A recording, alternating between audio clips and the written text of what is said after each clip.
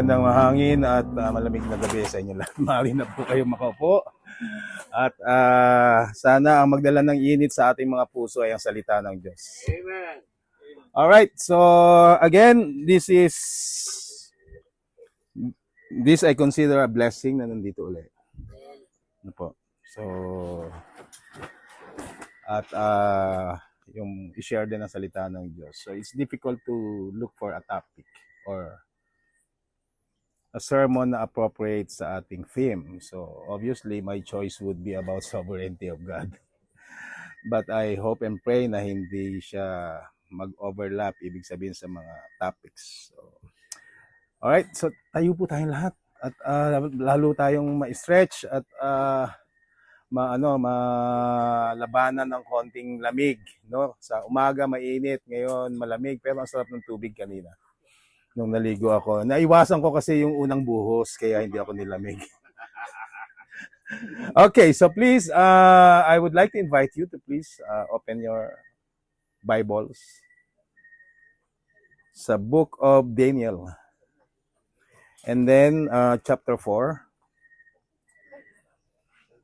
Let me read a few verses. Siguro hindi ko tapusin or I will skip some verses. Kasi 30 minutes lang, tinignan ko no? Usually, 1 hour and a half ako kung mag-preach. Preach on. Diba? Yan yung lumagpas, diba? Hindi naman tayo lalagpas sa langit niyan. Verse 1 ng chapter 4. Nebuchadnezzar, the king, unto all people, nations, and languages that dwell in all the earth, peace be multiplied unto you. I thought it good to shew the signs and wonders that the high God hath wrought toward me. How great are his signs, and how mighty are his wonders. His kingdom is an everlasting kingdom, and his dominion is from generation to generation. I, Nebuchadnezzar, was at rest in mine house, and flourishing in my palace. I saw a dream which made me afraid, and the thoughts upon my bed and the visions of my heart troubled me. Therefore made I a decree to bring in all the wise men of Babylon before me, that they might make known unto me the interpretation of the dream. Then came in the magicians, the astrologers, the Chaldeans, and the soothsayers. And I told the dream before them, but they did not make known unto me the interpretation thereof. But at the last, Daniel came in before me, whose name was Belteshazzar, according to the name of my God, and in whom is the spirit of the holy gods. And before him I told the dream, saying, O Belteshazzar, master of the magicians, because I know that the spirit of the holy gods is in thee, and no secret troubleth thee, tell me the visions of my dream that I have seen, and the interpretation thereof. Thus were the visions of mine head in my bed. I saw, and behold, a tree in the midst of the earth, and the height thereof was great. The tree grew and was strong, and the height thereof reached unto heaven, and the sight thereof to the end of all the earth. The leaves thereof were fair, and the fruit thereof much, and in it was meat for all. The beasts of the field had shadow under it, and the fowls of the heaven dwelt in the boughs thereof, and all flesh was fed of it. I saw in the vision of my head upon my bed, and behold, a watcher, an unholy one, came down from heaven. He cried aloud and said thus, Hew down the tree, and cut off his branches, shake off his leaves, and scatter his fruit. Let the beasts get away from under it, and the fowls from his branches. Nevertheless, leave the stump of his roots in the earth, even with a band of iron and brass, in the tender grass of the field, and let it be wet with the dew of heaven, and let his portion be with the beasts in the grass of the earth. Let his heart be changed from man's, and let a beast's heart be given unto him, and let 7 times pass over him. This matter is by the decree of the watchers, and the demand by the word of the holy ones, to the intent that the living may know that the Most High ruleth in the kingdom of men, and giveth it to whomsoever he will, and setteth up over it the bases of men. This dream I, King Nebuchadnezzar, have seen. Now let's jump to verse 33. Nilagpasan ko lang po na nangyari yung mangyayari sa kanya, ano po? The same hour was the thing fulfilled upon Nebuchadnezzar, and he was driven from men, and did eat grass as oxen, and his body was wet with the dew of heaven, till his hairs were grown like eagle's feathers, and his nails like birds' claws. And at the end of the day, I, Nebuchadnezzar, lifted up mine eyes unto heaven, and mine understanding returned unto me. And I blessed the Most High, and I praised and honored him that liveth forever, whose dominion is an everlasting dominion, and his kingdom is from generation to generation. And all the inhabitants of the earth are reputed as nothing. And he doeth according to his will in the army of heaven, and among the inhabitants of the earth, and none can stay his hand, or say unto him, What doest thou? So, mga kapatid, purihin ang Panginoon sa kanyang salita, and we'll see some manifestations of God's sovereignty from this portion of the scriptures that we have just read. Shall we pray? Brother Jerome, please. Tayo pong lahat ay tumunga, tayo po yung manalangin. Lord God, our Heavenly Father, we praise and glorify you for your sovereignty. Salamat po, Panginoon, that you are ruling and in control of everything, Panginoon, of the whole universe, of all of creation, and of our own lives, Panginoon. Salamat po sa pagkakataon na ito na kami po ay makakarinig ng inyong salita. Salamat po, Panginoon, sa binibigay ninyong wisdom and understanding to your preachers, your messengers, O Lord. At din naman po sa amin, Panginoon, as listeners, buksan niyo po ang aming puso't isipan to be receptive of your word and to absorb as much truth as possible from your word as you will allow. At wala pong ibang maitaas sa pagkakataon na ito kundi ang pangalan niyo lamang. In Jesus' name we pray. Amen. Okay, please be seated. Salamat po. Ang sovereignty of God is hated by men. Yeah. And we are not talking about attributes of God. When we speak of a sovereign God, it means His supreme rule, that He is above all. Kaya whether we like it or not, whether a believer or an unbeliever, but thankfully, lahat po tayo ay naniniwala ko na lahat tayo ay mga anak ng Diyos. Hindi lamang baptist, kundi mga anak ng Diyos. Ngayon, kung meron man na dapat kumilala na ang Diyos ay sovereign, and higit lalo, dapat tayo yon. At ang iglesia na tinatag ng ating Panginoon. Now, si Nebuchadnezzar po ay isa po siyang polytheistic king. Ibig sabihin, naniniwala sa maraming Diyos. Kaya nga, nabanggit niya dito sa binasa natin na naniniwala siya na ang spirit of the holy gods ay na kay Daniel. So we see here a king who is not only very powerful, but so consumed ng sarili niya. But dumating ang isang panaginip sa kanya, isang vision. At dito po natin makikita how God is sovereign, even over kings. Much more yung mga unbelievers. So I would like also to say that let us not lose hope because we have a sovereign God, especially sa nangyayari sa ating paligid ngayon.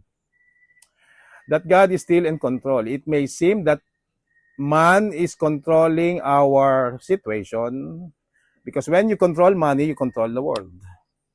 But even so, ang Diyos ay hindi ibig sabihin ay walang ginagawa at walang gagawin. At wala siyang pakialam sa nangyayari sa affairs ng tao.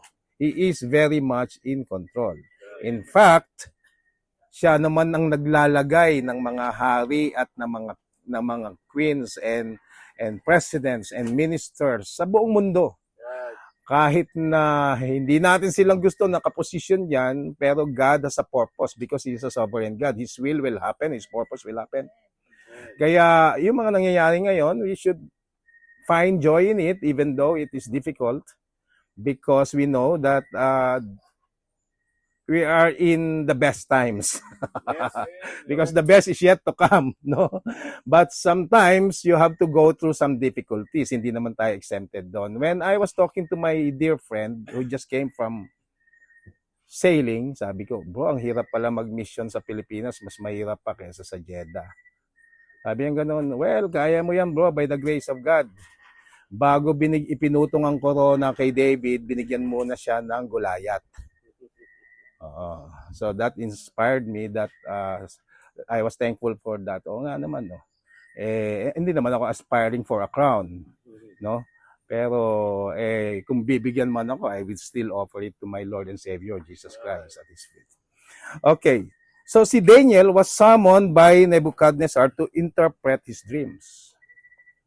Kasi hindi niya nagustuhan yung interpretation or no interpretation was given by his magicians. Ano po? Ngayon, dahil pinatawag po si Daniel, isa po itong magandang pagbibigay ng reputasyon kay Daniel. Ibig sabihin po niyan, dahil mismo sa bibig ni Nebuchadnezzar nanggaling na ang spirit of the holy gods ay nasa sayo, ibig sabihin niyan, you have a divine wisdom. No? Remember, this is a pagan king who doesn't know God.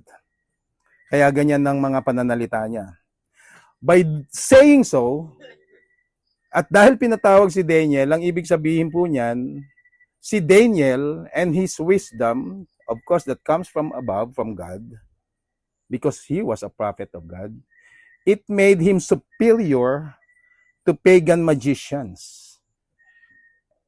And the summon that was made to appear before this king highlighted God as the revealer of mysteries. So, familiar tayo sa mga ganyang sitwasyon kasi kahit kay Joseph di ba? Ang Diyos naman talaga ang interpreter ng lahat ng bagay. Okay? So, here, madidiscover natin kung ano yung mga didiscover ni Nebu about our God who is sovereign. Okay? Ibig sabihin uli ng sovereign, superior, chief ruler, above all, above anything, above everything. He rules, He reigns. Yan ang ibig sabihin ng sovereignty. Now, dahil wala tayong ganong oras at ayokong magyelo tayo dito sa labas, ay tingnan natin yung ibang mga bagay na nidiscover. Siguro kung mahaba pa yung oras, dagdagan pa natin, madidiscover natin. But kung wala ng oras, edi sige, doon na lamang po tayo. No po? Number 1, discovery na ginawa o nalaman, na discover ni Nebuchadnezzar that God is sovereign is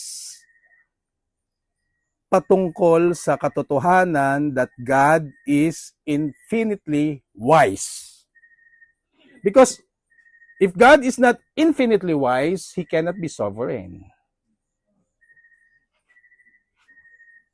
Dapat hand in hand po yan. So, when we say God is infinitely wise, paano tayo makaka-relate doon? Because the infiniteness of God is difficult for us to understand. No? Ang daming, sobrang lalim, sobrang lawak, sobrang taas, sobrang laki ng Diyos para maunawaan natin yung infiniteness niya. So, for us to be able to relate to that, let us try by giving examples of our day-to-day experiences, especially if you're a mother. Kung ikaw po ay nanay, at nagsilang ka ng isang sanggol, lalaki man o babae, hindi maiiwasan na ang nanay na yan ay magtatanong, what does the future hold for my child? Siya ba ay magdadala sa akin ng sakit ng ulo? Siya ba ay magbibigay ng honor sa aming mga magulang niya? Ano ang kahihinatnan ng batang ito? So, ibig sabihin, yung nanay, di niya alam kung ano mangyayari sa anak niya. Okay? In fact, hindi nga natin alam kung ano mangyayari mamaya eh. No? Kung anong meron tayo ngayon, eto pa lang. We don't know what will happen in the next hour or tomorrow. Meron lang tayong plano that we are going to continue with our program here. But it's not happening yet. And we don't even know if it will happen. Maybe the rapture will take place while we are asleep. So we don't know. Okay? We don't know what a day, an hour may bring forth. We cannot peep into the future because we are not infinitely wise as God. Meron tayo finite minds. Very limited. So katulad ng nanay na ito, hindi niya alam what the future holds for her child. But God, who is infinitely wise, para sa kanya, there is no future. There's no future with God. Sa atin lang naman tayo relatable sa future eh. Tayo nga, in fact, ang aligaga sa future natin, that even to the point na napapabayaan natin ang ating responsibility sa Diyos, na nakakalimutan natin that we are servants of the Most High God, na ipagpapalit natin ang mga bagay ng Diyos because we want to assure ourselves that we will have the best future. Right. Diba? Kahit tayo mga Kristiyano, minsan sablay tayo sa pagpapailalim sa sovereignty ng Diyos. Na hindi lamang yan nakikita natin sa mga hindi active. Lahat tayo, sometimes, no, ay guilty sa hindi pagkilala ng sovereignty ng Diyos sa buhay natin. Kung ang Diyos ay walang future, hindi ko sabihin wala kang future sa Diyos, ha? God has promised you the best future that you can ever have. What we are saying is, for God, walang future, wala ding past. Naintindihan niyo po? Kasi hindi naman siya bound ng mga bagay na yan because He is infinite. Okay? There is no past with God. For God, there is just one eternal and that is now. Ganun po yun. No? Hindi siya bound by time. So, His infinite wisdom can order everything aright. Kaya kahit na akala natin nagkakagulo na sa mundo, dahil meron siyang infinite wisdom, kayang maniwala po kayo. Maniwala po kayo, hindi ako nagreklamo sa gas. Unang-una, God has given me the provision na very timely kasi 2 months ago na disgrasya yung sasakyan ko. Tapos nung tumawag yung gagawa ng kotse, ay nagtaasan naman ang presyo ng gas. Sabi ko, wow, may spare ako sa sakit ng ulo ng gas. Hindi ako lalabas. Kaya di ako makarelate kung magkano ba ang tinaas. Pero nakikita ko lang. Pero hindi ako nasasaktan. Kasi hindi ako nagbabayad eh. Alam nyo, kahapon lang uli ako nag-drive ng kotse na yan. Oo. Kaya nga, okay lang nabuksan ko yan. I-refund naman daw ako sa gas ni Kisha.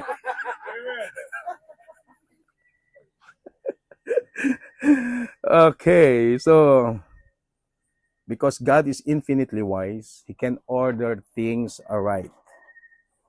That is why God is sovereign. And if He's sovereign, then He must reign. No? A God who is not sovereign has no business reigning over us. But if He is sovereign, then He must reign. Now, kung ang Diyos ay napaka-wise, kahit kami mga pastor, kahit yung mga deacons, kahit yung mga Bible teachers, ikumpara natin yung utak natin sa utak ng Diyos. Lalabas na foolish tayong lahat. Because even the psalmist in Psalm 69 he said, I'm a foolish. Psalmist po yun, ha? Okay. Foolishness. Yan yung katotohanan na ayaw nating aminin compared to the wisdom of God. Ako, si Pastor Nilo, kahit sabihin nyo, marami kaming alam sa Bible, ako pinaka-novice sa kanila. I still consider myself foolish compared to the wisdom of God. Kasi kaya nga ako may nalalaman dahil sa Diyos. Kung wala siya, di wala din akong alam. Ganun lang po yun. Na po? So, that is the truth. We are all foolish. Amen? Yes. Kala ko walang, ayun, may humabol. Okay. Alam niyo kung bakit tayo foolish? Hindi nga tayo makapag-desisyon ng para sa sarili natin sa maraming bagay sa buhay natin meron dito, God over grades and decisions so pertaining to students. Pero kahit hindi ka estudyante, maniwala kayo. Ang dami nating hindi mapagdesisyonan na may kinalaman sa buhay natin araw-araw. Anong ibig sabihin natin? Kailangan ng judgment ng ibang tao sa mga sitwasyon natin. Tapos ayaw natin ng judgment ng Diyos over us. Yung mga mere man, hinihingi natin yung judgment nila sa sitwasyon natin. When you are sick, you go to a doctor, you need his judgment. Kaya mo ba yan na desisyonan sa sarili mo? Di ba hindi? Kailangan mo ng judgment ng ibang tao. Then you are foolish. Ibig sabihin, wala ka ng wisdom na meron ng doktor. Tama po ba yun? Pag meron kang legal matters or may mga demanda, wag naman sana mangyari sa iyo yan. Okay? Saan ka pupunta?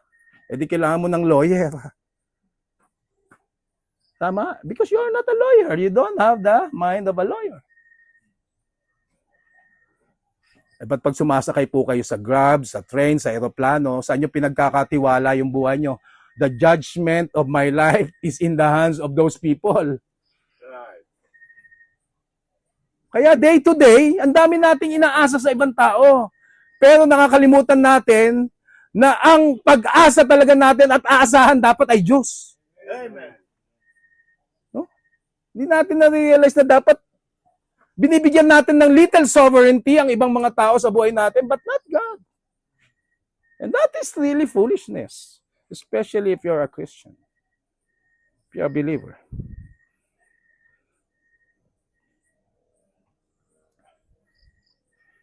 Yet, we cannot live, wag na everything, anything with God.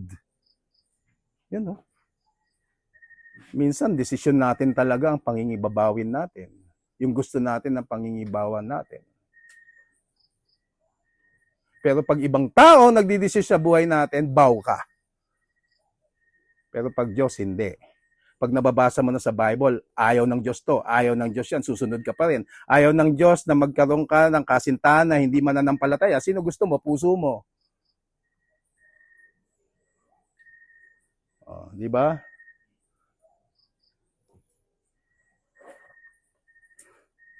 Ang yabang ng tao. Tayong mga Kristiyano mismo ay mayayabang din at times. Bakit? Ayaw magpasakop sa Diyos. Ayaw sumunod sa Kanya. Ilan dito ang pagdating sa simbahan nila pagbalik will be much fruitful, much serving. Not to offend you, yung best camper last year came from Diliman, lalaki. Pero sinasabi ko sa kanya, when I became a best camper, look at me.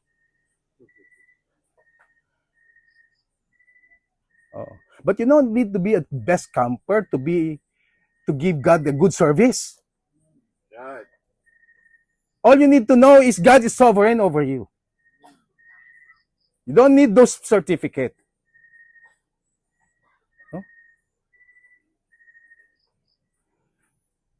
So, how foolish man is. How foolish we are. Kung baga sa basketball, yung mga PBA pro player, tayo sa ating pananampalataya hanggang ngayon, midget pa rin. Alam niyo yung midget? Small basketball players. pang mga talipapa, pang barangay.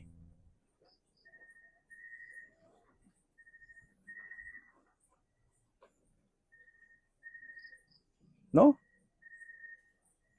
May member nga kami, nagpakain sa nasunugan sa buong barangay. Oh. Pero minsan, yung ganong klase ng service, hindi madala sa simbahan sa Panginoon. Ay, tignan niyo po sa atin, ang gagaling nating mga empleyado. Bakit yung galing na yun di madala sa simbahan?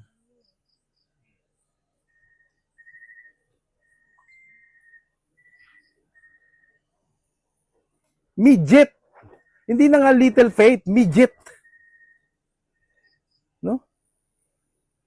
Okay? Kaya kung midget tayo, di lalo dapat ma-highlight how great our God is. Yun na lang ang tingnan nating maganda. Oo. Sa kababaan natin, sa kahinaan natin, sa kakulangan natin, tingnan na lang natin na napakalaki ng Diyos at hindi mananatiling midget ka.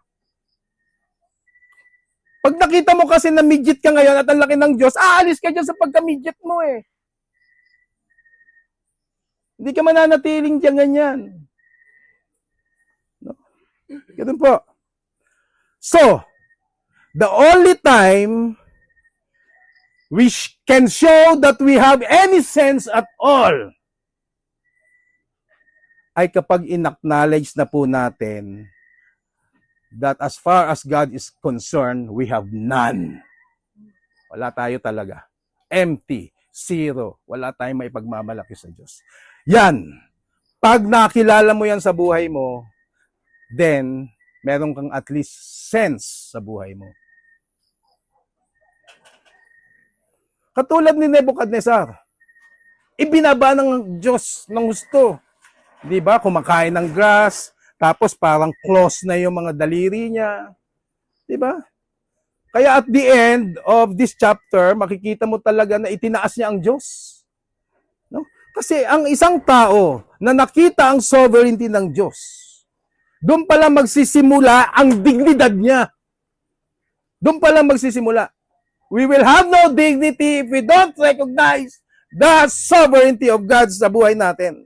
Until we humble ourselves before God, we will never be dignified.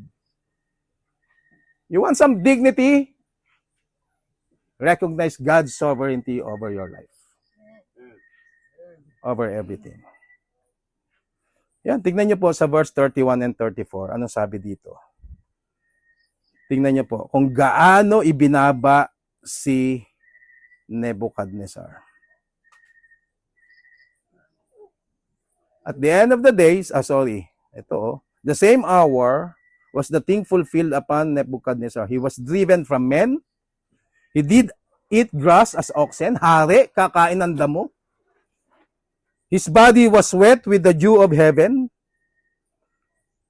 till his hairs were grown like eagle's feathers, and his nails like bird claws. Imagine mo, sasapitin ng isang taong yan, yan ang mangyayari sa isang tao ng punong-puno ng kanyang sarili. No? Na hindi kinakilala ang sovereignty ng Diyos. Well, obviously, unbelievers will not recognize the sovereignty of God because they call upon false gods. At ang Diyos na yan, ikinukulong nila sa kanilang sariling kaisipan, sa kanilang standard. No? Okay? Yun. Pero tayo mga Kristiyano dapat hindi ganun. So that's number 1. The infinite wisdom of God. If God is not infinitely wise, He is not sovereign. Number 2.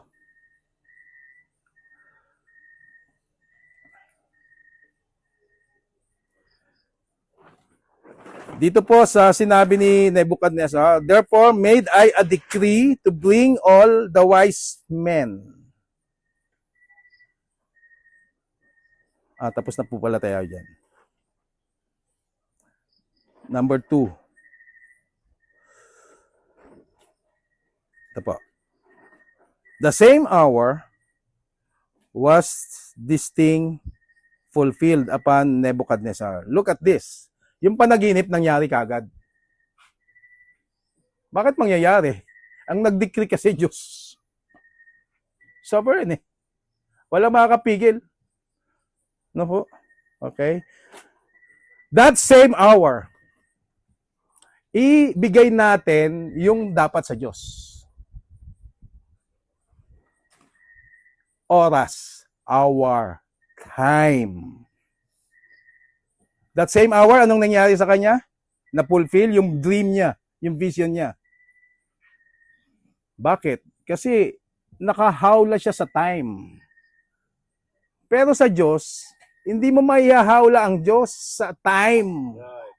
Because sabi sa Bible, our God is from everlasting to everlasting. Psalm 90 verse 5, no? Tayo lang ang apektado. Tayo lang ang nakaka-relate sa time. Again, mahirap unawain, pero subukan uli natin sa ating karanasan etong time na ito. Bakit ang Diyos ay dapat nating makilala na sovereign as far as our time is concerned? Okay? Ako po isang tatay. Sino po dito ang tatay? Ayan, marami. No? Yung iba, hindi pa. Okay. Tatay na lang muna, wag muna nanay ha. Okay. Ako, bilang isang tatay, bakit po superior ako sa mga anak ko? Is it just because I'm their father? Bakit pag di ka sinusunod ng anak mo, ay umaalagwa ka agad yung pagiging tatay mo? Yung ba ay dahil sa tatay ka? Lamang o may ibang dahilan? As far as time is concerned, you being the father, you are superior to your children because you were there first before they came. Nauna kayo as far as time is concerned. Wala pa sila, nandiyan na kayo. No? Bago pa sila ipinaglihi at ipinanganak, pinalaki nyo, hanggang sa magkolehiyo, nandiyan na kayo. That gives you superiority over your children. Because you came first. And not only you came first, you are older.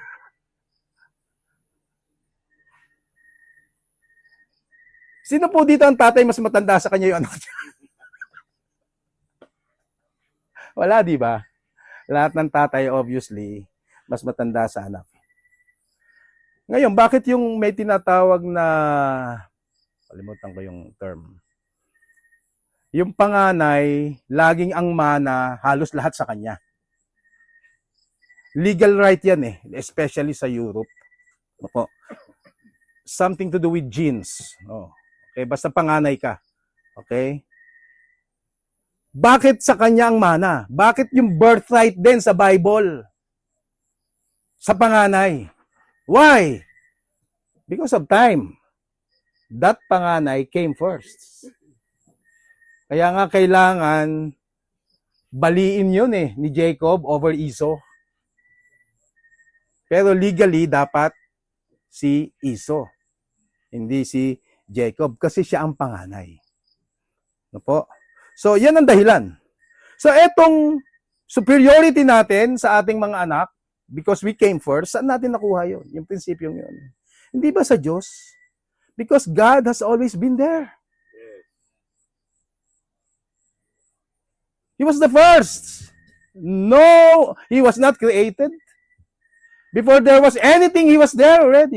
Before there was angels, before there was heaven, before there was earth, before there was man, before there was anything. He was first because He is from everlasting to everlasting.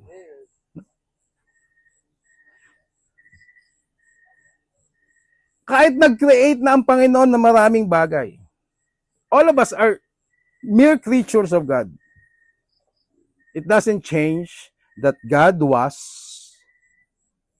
there first and He will always be. Wala na tayong lahat. Nandiyan pa rin ang Diyos. Hindi siya apektado ng time. etong si Nebuchadnezzar, his time is at hand. Nakita niyo na po, lahat po tayo. Darating yung time natin, your time will be at hand. Lahat po tayo. Pero ang Diyos hindi ganun. Ano po? Eto si Nebuchadnezzar, his reign will have an end. And even his life. Ano po? Because, nandiyan siya, naka-frame siya sa time eh. So, as far as sovereignty of God is concerned, and time, ano ba talaga yung time? Bakit sumisikat, lumulubog ang araw? Ano po yun? Bakit tayong tao nakaka-relate sa time? Yung edad mo, ilang taon na po kayo, Pastor Neil? 66. Brother Rael. Yung totoo. Near 67. Near 67. So, malapit na yung birthday. Ako po, 56 na. Oh, although I still look 38. Truth lang, truth.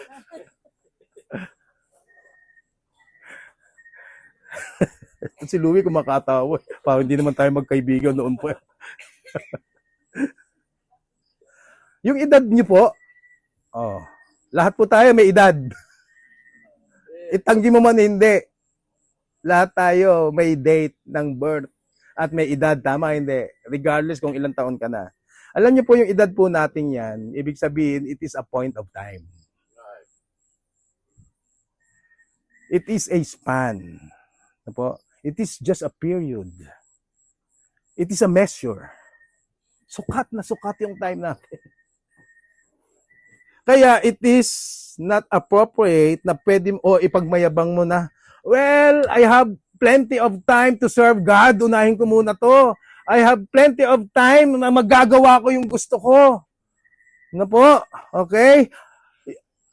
We have all the time in this world. Minsan nga, take your time, sinasabi pa natin yan sa mga tao, di ba?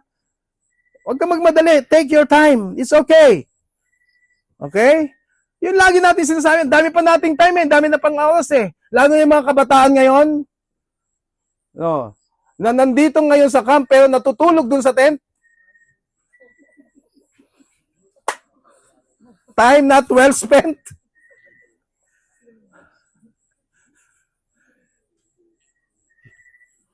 Tama?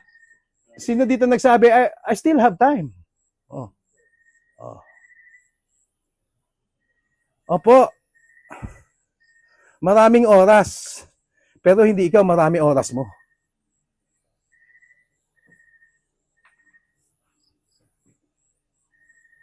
Merong 24 hours sa isang araw. Darating ang araw, hindi mo matatapos yung 24 hours na yun.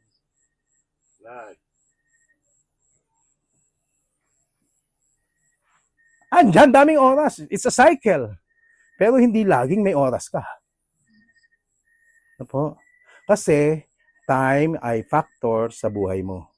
Pag sinabing factor, time limits you. Kaya nga ang panahon na maglingkod habang nandito ka pa eh. While the night is far spent. Work for the night is coming. Inaawit pa natin yan pero we don't understand na dapat maglingkod tayo habang di maating ang Panginoon. No? If time limits you, then it is obvious that it limits all possibilities of your life. Lahat ng gusto mong gawin, hindi na mangyayari yan. Pag dumating na yung time limit mo, yung end mo. Factor yan sa buhay mo. But not so with God. He is independent of all the situations na meron tayo. Siya wala. O sino ka ngayon? Bakit di mo pakikilalanin yung soberano niya sa buhay mo? Kung siya hindi nalalagay sa mga ganong sitwasyon, alam niyo, minsan lang naglagay sa sitwasyon ng Diyos nung nagkatawang tao siya. Para lang makisimpatay sa atin. Para lang iligtas tayo. At hindi lang para iligtas tayo, para itatag yung simbahan na dapat nandun ka. Ayan ang nakakalimutan natin kung bakit bumaba ang Panginoon sa lupa, no? To save us, to sanctify us, and to keep us, to make us serving. Kaya nandyan yung simbahan. Pero yung attitude nga natin sa simbahan, hindi pagkikilala sa sovereignty ng Diyos sa buhay mo. Alam niyo po ba yun? Akala natin, simple lang yung ating mga bagay na ginagawa sa simbahan, pero pagpapakita po, pag susumigaw po yan, na hindi mo natin, kahit Kristiyano na tayo, na talagang midget pa rin tayo pagdating sa sovereignty ng Diyos sa buhay natin.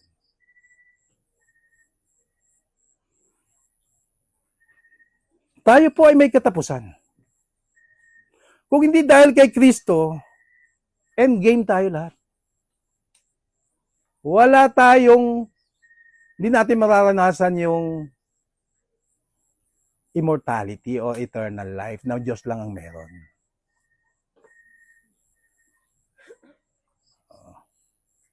Tapos tayong lahat. So, ganun. Kaya eto, si Nebuchadnezzar, ito yung lesson na natutunan niya. Na lahat ng bagay may katapusan. Alam mo, buti nga, ang mas masaklap nga yung naranasan ni Nebuchadnezzar eh. Hari siya pero nagpakababa siya eh. Pero tayo lahat ng pagdadamot natin sa Panginoon, pagtalikod natin sa Kanya, hindi naman tayo ibababa ng Panginoon, pero ang malungkot, iiwan lang natin yon. Oh. Si Nebuchadnezzar, naranasan niya na wala talaga siya. Oh. Pero tayo, mararanasan natin na iiwan lang. No? Okay? Kaya, wag niyo pong itataas ang sarili niyo over God. Paano natin tinataas ang sarili natin over God? When we turn our back from our ministries. When you do that, you start going down the hill. Kaya nga kahit anong hirap ng misyon, sige lang, tuloy lang. Mareklamo lang ako pero ang puso ko hindi. Sabi nga ng asawa ko, kilala na kita, very vocal ka. Pero yung mga nakapaligid sa iyo, hindi pa. Sabi ko, paano nila ako makilala kung hindi pa? Lahat po may katapusan. Kaya magpasalamat tayo, magpuri tayo sa Panginoon, ipaparanas niya sa atin yung everlasting, di ba? Na exclusive sa Kanya lang. What a prospect. Hindi natin naunawaan yan, yung pag sinabi natin, oh, you are going to live eternally, hindi natin alam, pinaranas natin sa Panginoon kung ano yung nasa Kanya lang. And for that, we should be thankful. O, last na lang. Wala ng oras, eh, oh. 9:00 na, oh. Okay.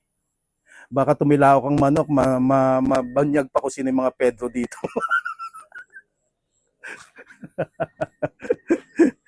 Okay, pinapatawa ko kayo ha, kasi masyado kayong seryoso eh. Para bang ngayon na yung huling araw nyo, pocket time pinag-uusapan natin. Yung iba nakaganon na lang sa akin. Parang naramdaman ko, Lord, mamamatay na ba ako? Kukunin mo na ba ako? Kaya ganun yung naririnig ko. Hindi pa, kaya naririnig mo yan. Ang gusto ng Panginoon, maglingkod ka na. Make God sovereign sa buhay mo na. Sovereign grace tayo eh. Dapat talagang marka yan ng buhay mo. Nakikita yan sa iyong paglilingkod eh. Tama po ba? Hindi pwedeng sa pangalan lang. Papangalan-pangalan tayo, hindi naman natin pinamumuhay. Eh, anong tawag sa atin doon? Oh? Diba? Sige, last na lang po. Baka mahal na po yung singil dito. Uubos na yung gas ko. God, ito yun na tutunan ni Nebuchadnezzar na sana matutunan natin. God is ultimately mighty. Matatapos ang reign ni Nebuchadnezzar. At yung katapusan na yan, may mga tools ang Panginoon, pero sa kamay ng Diyos nanggagaling ang katapusan ng lahat ng bagay. Tandaan po natin yan. Maaring di mo makita na tapos ang lahat sa buhay mo. Kung nakikita natin ang mga biyaya ng Diyos, kamay niya sa mga biyaya niya sa atin day to day, makikita din natin ang kamay niya pag tinapos niya ang lahat sa atin. Ang kagandahan sa atin, matatapos tayong naglilingkod. Sana masabi din yan sa buhay nyo. Oh, no? Sana ganyan din. Aalis ka sa mundong ito na naglilingkod. Merong isang unknown Bible character sa Old Testament. Highly praised by God in the New Testament. Pero, kamatayan ang naranasan niya sa Old Testament at the hands of David. Oh, sino yon? Yung pinatay ni David. Yung asawa na ang pangalan ay Uriah. Anong pinagawa ni David? Ilagay niyo siya sa harapan kung saan mainit ang gera para mamatay. Walang kinalaman yun. Talagang trinaydor yun ng hari. Pero sumunod siya sa hari.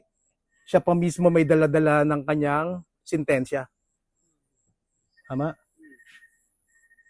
Pero pansinin niyo po doon sa... Kinikilabutan tuloy ko para tuloy tayo minumumu eh.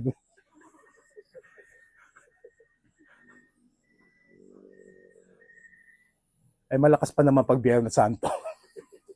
Sabi nila. Sabi nila.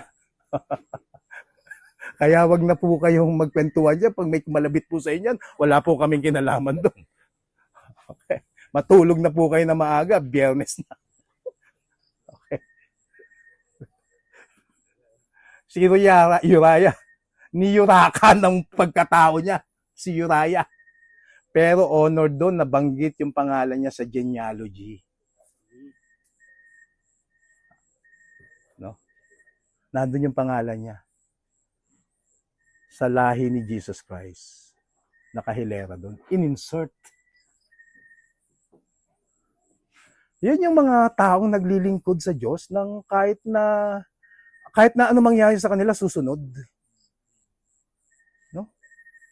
Eto, tinitingnan natin yung kasalanan ni Haring David na pinapatay niya yung isa sa mga pinagkakatiwalaan niya. No? Tayo, dapat ganun din di ba? Kahit na maupos ang buhay natin, masimot ang bulsa natin, maubos ang buhay natin, manghina tayo. Eto, modesty aside, ayoko mag-drive ng L300, ganito kalayo, ang sakit sa paa. No, sa edad ko, meron no choice.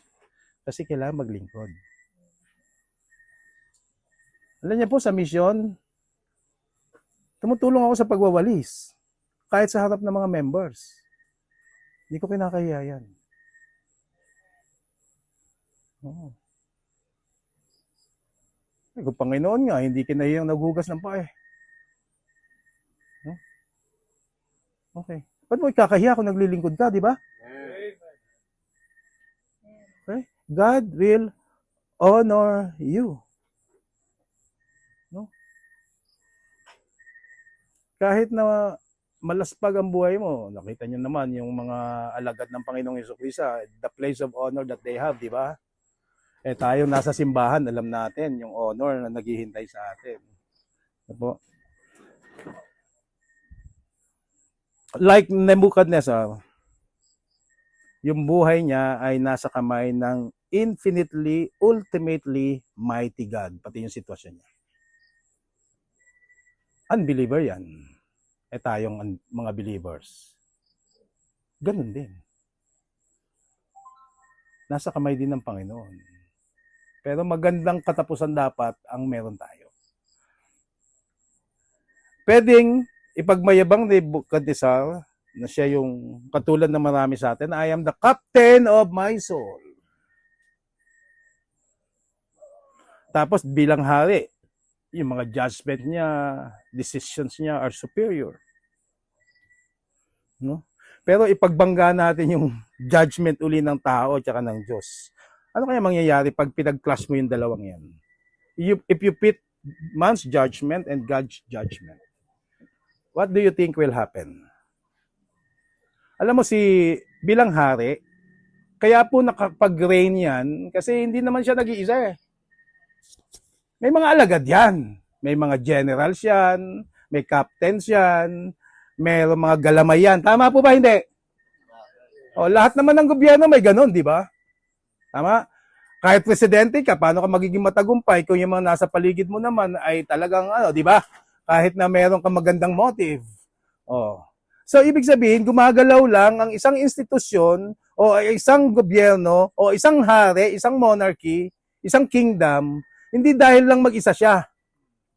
Hindi kaya yan. Dapat maisip niyo rin yung kahit sa simbahan, hindi pwedeng isa lang. Kaya hindi kaya din ng pastor. At ang pastor, hindi niya dan dapat isipin na kaya niya lahat. Sa umpisa, pwede. No? Ilang kaya ang generals niya? 1,000?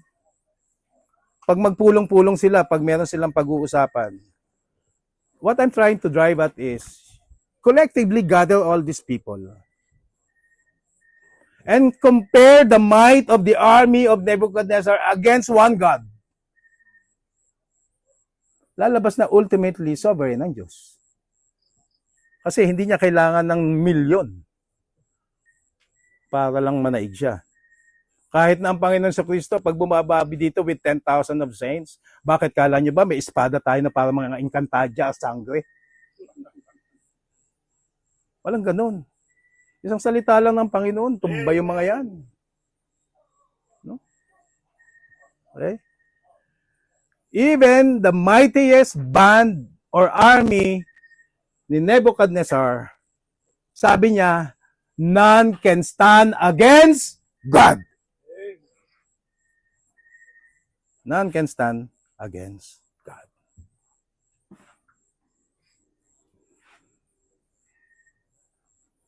Meron pa ba? Tama na po yun. Masyado ng gabi. Who can stand against God? But to end this sermon, you should be thankful that you have a sovereign God. Amen. He is sovereign even over your salvation. And because He is sovereign over your salvation, that gave you the privilege not to stand against God, but to stand before God forgiven and righteous. Amen. And how did He do that? Sovereignly, He sent His Son. No? The unknown came to us and clothed Himself with a body like us, like ours, and offered Himself on the cross of Calvary, so that we may know God as our Father. And if God is your Father, then it's about time to put Him in the place where He belongs in our life. He must be sovereign. Sana po yan po ang ating baunin sa ating mga puso. At kung talagang makikilala niyo ang sovereign ng Diyos, naku po, ganito na lang ang mangyayari sa iyo kahit na malungkot ka minsan naapektuhan. Pagkausap mo ng Panginoon sa panalangin, ngingiti at ngingiti ka pa rin pagkatapos mo lumuha. Yes. Kasi sovereign siya eh. At the end of the day, Lord, bakit ganito? Bakit ganyan? Bakit ganito sa ministry? Bakit ganito sa bansa namin, sa mundo? Pero sa dulo nito, marirealize mo rin, sovereign pala ang aking Diyos. Kaya, bago ka pa mag-amen, nakangiti ka na. Tuloy ang buhay, tuloy ang paglilingkod. Mapalad po tayo na meron tayong sovereign Diyos. Amen. No? Kaya, ano dapat ang tugon natin? Maghari siya sa buhay natin na sa iglesia. Salamat po at pagpalain po tayo lahat ng Panginoon.